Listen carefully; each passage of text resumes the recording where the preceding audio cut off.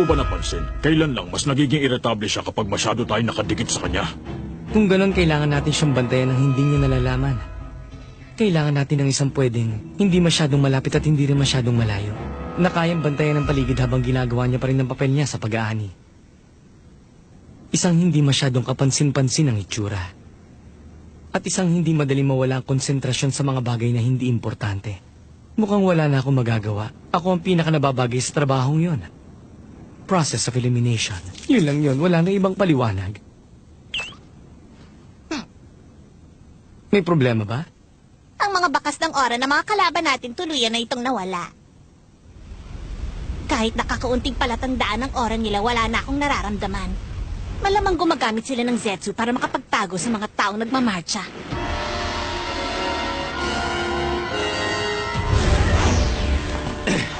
Good work. Sobrang dami ng tao sa labas. Tansya ko mga 100 kada gusali. Hula ko, ipinagsiksikan sila sa loob. Kung mapapanatili nating nakatago ang presensya natin, iisipin nila nagtatago tayo kasama ang ganong karaming tao. May posibilidad bang ipagpaliban nila ang marcha ng mga tao sa palasyo kung ganon? Wala, malabo yun. Dahil kapag ginawa nila yun, ibig sabihin maatala din ang seremonya ng pag-aani. Para na rin nagparaya ang hari sa mga kalaban niya at tumanggap ng pagkatalo. Hindi hahayaan ng mga maharlikang gwardya na mangyari yun. Matutuloy ang pagtitipon sa palasyo kahit na ano pa ang mangyari. Bukas ng 3:00 ng tanghali. Yun ay isang bagay na maaasahan ninyong hindi magbabago. Nagsimula nang gumalaw ang mga tao. Hindi na matunto ng mga puppet ko kung sino sa kanila ang sino. Ano sa palagay mo? Pabalikin ko na lang kaya sila dito? Huwag. Mas delikadong hayaang masyado malayo makakilos ang kalaban natin. Utusan mo na lang silang samahan yung mga sundalo na nangangasiwa sa marcha para ipakita mahigpit ang seguridad at hindi sila maging kampante.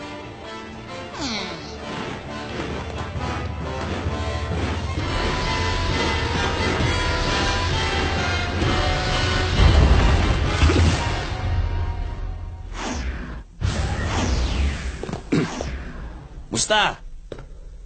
Tulad ng inaasahan, sumama yung mga puppet ni Neferpito sa marcha patungo sa palasyo. Ang tansya ko, sa loob lang ng 1 oras, mababakante ng lahat ng mga sektor doon. May 6 na pasukan sa paligid na konektado sa kwarto sa mansyon na may portal sa loob ng palasyo. Malamang mas mahigpit ang bantay ng mga maharlikang gwardya sa harap kaya umingos tayo. Magabang tayo si A, B at C na pasukan sa likod ng palasyo.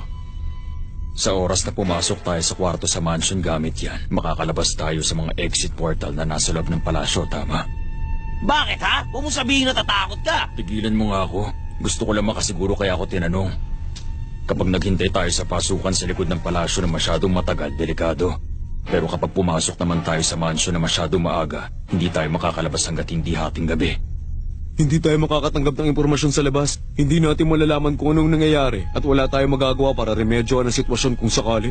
Bukod dun, hindi tayo makakagamit ng cellphone dito maging sa palasyo dahil matitiktikan nila ang signal. Kaya dapat pag-isipan natin na mabuti dahil maraming pwedeng mangyari sa maiksing panahon na natitira. Kung nakakulong tayo rito, hindi natin malalaman kung anong sitwasyon. Pero anong gagawin natin? Kasasabi mo lang na delikado rin maghintay malapit sa palasyo. Oo. Sa tingin ko mas makabubuti sa mga plano natin kung hindi natin mamalitin ang seguridad ng palasyo. Ako nang bahala. Wala nang ibang malayang nakakapasok at nakakalabas sa mga pinto ng mansion kung ito kundi ako lang. Ako na ang magiging informer niya. Sa ngayon, mas makakabuting magpahinga na muna kayo rito. Sigurado ka bang ayos ka lang? Wala naman siguro magiging problema kung magmamatsyag lang ako sa malayo. Kahit na lumapit pa ako, basta hindi lang ako tumungtong sa saklaw ng Enipito. Kaya ko. Pero, tandaan mo, kailangan mo pa rin mag-ingat. Hindi sumusunod sa karaniwang bilog na hugis ang Enipito. Pabago-bago ito at walang hugis na parang amoeba. Yun mismo ang orang tumama kay Kite. Sa tingin ko, malamang sinadya niya magpatama doon. Natural na gugustuhin ng isang mandirigma na malaman kung gaano kalakas ang makakalaban niya. At ang kagustuhang yun ang dahilan kung bakit nagkamali siya ng husga sa tunay na lakas ng kalaban. May mga lugar na umaabot ng 2 kilometro ang Enya. Tiyakin mong hindi mo yung matatamaan. Huwag kayong mag-alala. Sa lahat sa ating nandito ngayon, walang dudang ako na ang pinakatakot sa kanila. Hindi ako magiging babaya. Magsisimula na tayo nagbubusan papunta sa palasyo. Ang sino mang hindi sumunod o lumihis sa linya, papariling ka agad. Lakad na!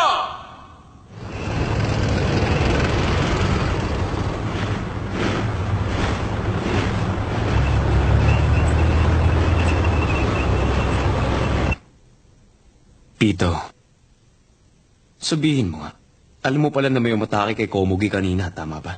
Opo, dahil sakop po ng NCO ang buong palasyo. Kaya lang po, hindi naman yun banta sa kaligtasan nyo, kamahalan. Kaya pinabayaan ko. Mula ngayon, inuutusan kitang bantayan din na maigi si Komugi. At tiyaking hindi ito mauulit sa inaharap. Opo, masusunod po.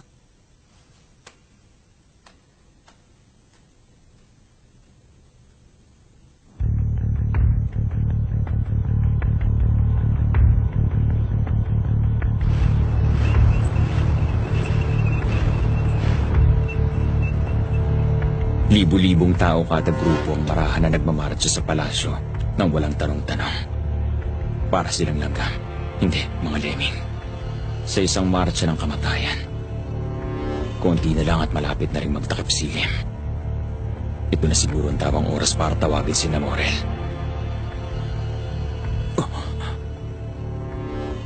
Ano ba ang bagay na yun?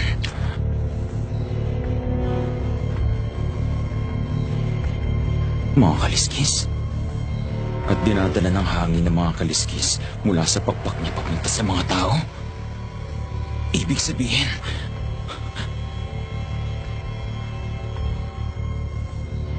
tama ang hinala ko. Lahat sila mukhang blanco na ang utak at tila parang nawala na sila ng pagdanasang lumaban. Siguradong may panghipnotismo mga kaliskis na yon. Kilos! Huwag kayong mawawala sa linya habang naglalakad! Huwag kayong mawawala sa linya! Kapag nakarating na kayo sa ikinalagang pwesto, walang kilos! Ang mga paulit-ulit na utos at walang tigil na tunog ng pag-andar ng mga tangke sa paligid. Hindi lang katawan nila ang pagod pagkatapos ng ilang oras na pagmamarcha, kundi pati na rin ang utak nila. Tamang-tama ang ganitong kondisyon para sa panghipnotismo. Kapag nagsimula na ang pag-aani at dumanak na ang dugo, wala sila magiging reaksyon. Patuloy lang silang tatayo sa pwesto nila na para mga estatwa hanggang sa oras na nila. Paghihipnotismo? Ganun pala. Kung wala na sila sa mga sarili nila, hindi sila tatakbo. Pero magandang balita sa atin na nangyaring ito. Paano? Kahit na magkagulo pa tayo dun habang nakikipaglaban, hindi nila mamamalayan na nangyayari. Hindi sila matataranta. Hindi na natin kailangan mag-alala na may mga mag-uunahan para makaalis at hindi na rin magkakaroon ng stampede. Malaking panalo yon para sa atin. Ipagpalagay na lang natin pagsapit ng hating gabi, mahigit kalahati ng populasyon na nakarating sa palasyo. At dahil doon, tinanggap na natin mga ilang libong tao rin na madadamay at masasaktan sa gulo kapag nagsimula na tayo makipaglaban sa mga Chimera Ant. Kaya ngayon, naresolba na ang isa sa mga pinakamalaking palakid. Hindi na natin kailangan mag-ingat sa laban. 6 na oras na lang ang natitira. Ayos, kompleto na tayo. Kumusta? May balita na ba kay Pam? Wala pa. Ganon. Maghihintay tayo hanggang sa huling 30 minutos. Magandang alam natin ang pinakahuling lagay ng sitwasyon sa labas bago tayo pumasok. Pareho naman sila mukhang mainahon. Lalo na si Kilua.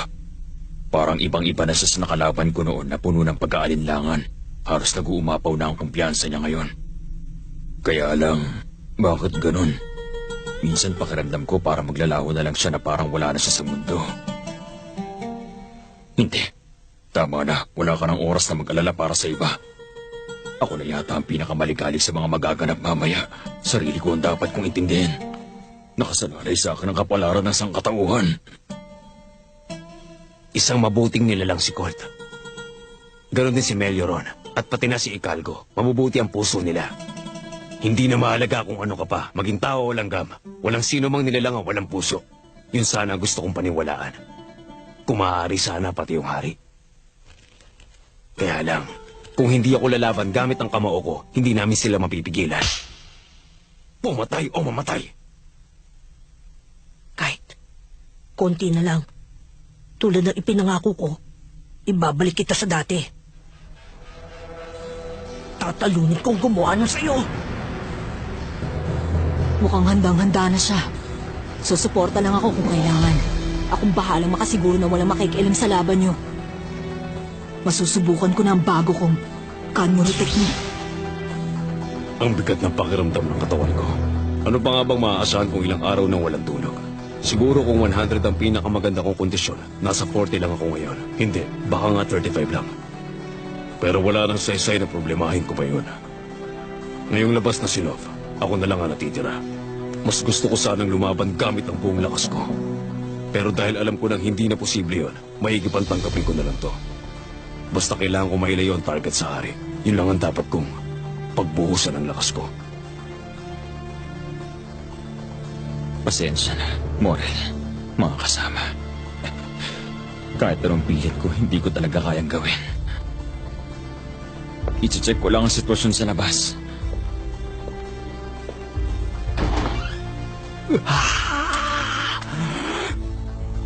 Mukhang ito na talaga ang pinakamatagal na kaya kong pigilan ng paghinga ko. 2 minuto. Kung idadagdag pa atensyon sa sikmura ko mamaya, malamang kalahati lang yun ang kakayanin ko. Okay lang, walang problema. Sapat na yung 1 minuto para dun. Mamaya ng hating gabi, ipapanganak akong muli. Bago ang araw na ito, hindi ko naisip na makakamit ko ang ganitong buhay. Killua, salamat. Para sa'yo, tutuparin ko ang misyon ko. Bukas na ang panibago kong kaarawan.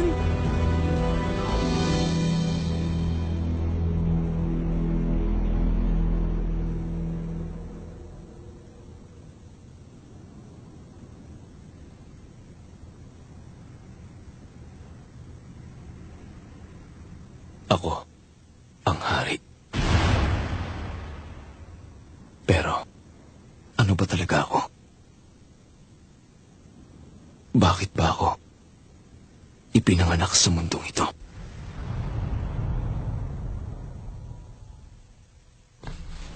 Okay, time's up! Tayo na!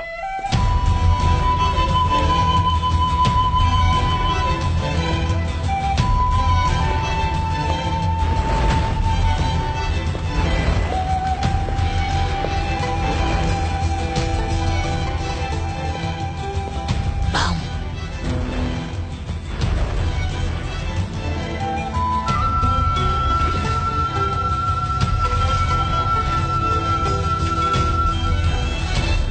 Sampung minuto na lang bago nila salakay ng palasyo.